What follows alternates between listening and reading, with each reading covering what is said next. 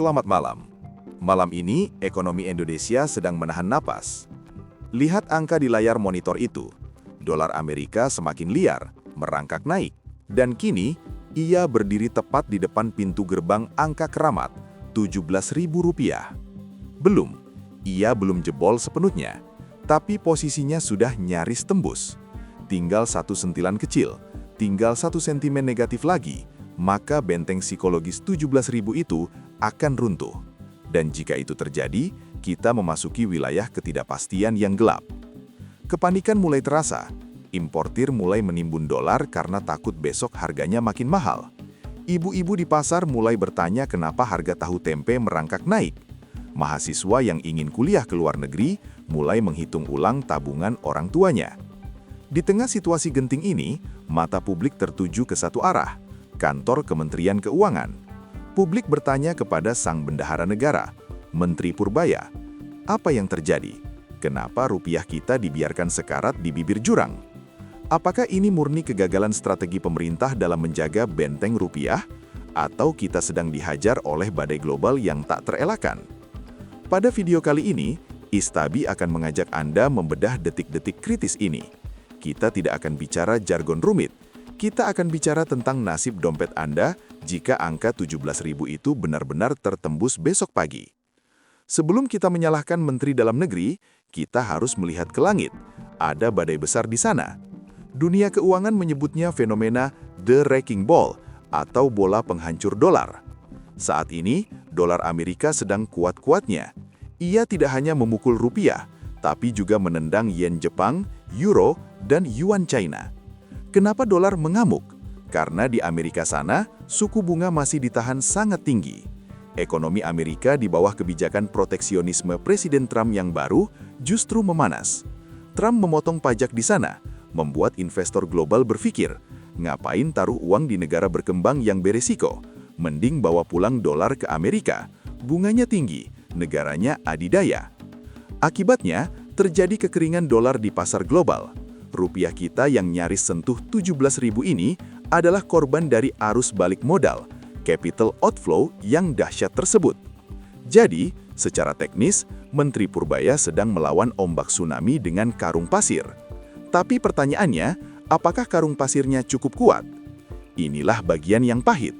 Badai memang dari luar, tapi kenapa rumah tetangga, seperti Rupi India atau Dong Vietnam, lebih kokoh? Sementara atap rumah kita, rupiah, sudah mau terbang. Jawabannya ada pada sentimen domestik. Pasar keuangan itu kejam. Mereka bisa mencium bau ketakutan dan keraguan. Saat ini, rupiah tertekan hebat mendekati 17.000 karena investor asing ragu dengan disiplin anggaran pemerintah kita. Mereka melihat kabinet merah putih yang gemoy dengan 48 kementerian. Mereka melihat program makan gratis yang butuh ratusan triliun. Mereka melihat tambahan dana riset 12 triliun.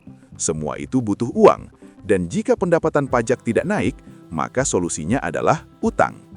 Investor asing berpikir, Indonesia akan mencetak banyak surat utang baru. Suplai obligasi akan banjir, nilainya akan turun. Maka sebelum itu terjadi, mereka kabur dulu. Mereka jual rupiah, beli dolar. Tekanan jual inilah yang mendorong kurs kita mendekati bibir jurang 17.000. Disinilah letak kritik terhadap Menteri Purbaya. Beliau dianggap terlalu kompromis. Beliau dianggap gagal meyakinkan pasar bahwa APBN kita aman dari pemborosan politik. Ada faktor fundamental lain yang membuat rupiah ngos-ngosan. Hukum ekonomi itu sederhana, supply and demand. Kita butuh dolar untuk impor BBM, karena lifting minyak kita turun. Kita butuh dolar untuk impor beras dan gula. Kita butuh dolar untuk bayar utang luar negeri swasta dan pemerintah yang jatuh tempo. Permintaan dolar sangat tinggi, tapi pasokan dolar dari ekspor lagi seret. Harga komoditas andalan kita, batu bara atau sawit, sedang tidak setinggi tahun lalu. Devisa hasil ekspor banyak yang parkir di Singapura, tidak masuk ke sistem perbankan kita. Ketimpangan inilah yang membuat rupiah melemah. Intervensi Bank Indonesia yang membuang cadangan devisa ke pasar hanya mampu menahan sementara, tapi tidak bisa membalikan arah angin. Ibarat orang sakit demam, obat penurun panas atau intervensi cuma menghilangkan gejala, tapi infeksinya atau defisit neraca belum sembuh. Itulah kenapa angka 17.000 terus membayangi seperti hantu. Apakah Menteri Purbaya tidak tahu ini? Tentu beliau tahu. Beliau salah satu ekonom terbaik dunia. Tapi posisi beliau saat ini terjepit. Untuk menyehatkan rupiah, resepnya pahit. Naikkan suku bunga BI secara drastis, dampaknya cicilan KPR rakyat naik, kredit macet, ekonomi lesu. Pangkas anggaran belanja negara, dampaknya program janji kampanye Presiden Prabowo macet, koalisi politik marah.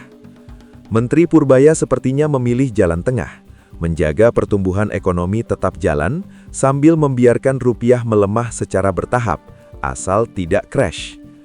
Masalahnya, pasar tidak suka ketidakpastian. Ketika rupiah mendekati 17.000, psikologis pasar terganggu. Spekulan mulai bermain. Jika tidak ada tindakan drastis seperti reshuffle kebijakan atau pengumuman pemangkasan anggaran, maka jebolnya angka 17.000 mungkin tinggal menunggu hari atau bahkan jam. Sahabat Istabi, kesimpulannya jelas. Angka 17.000 belum tertembus, tapi pistol sudah ditempelkan di pelipis ekonomi kita.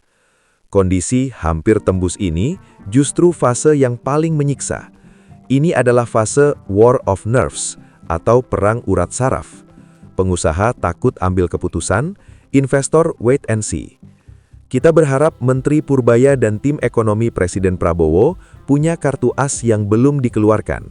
Mungkin insentif pajak baru, atau kewajiban konversi dolar yang lebih keras bagi eksportir.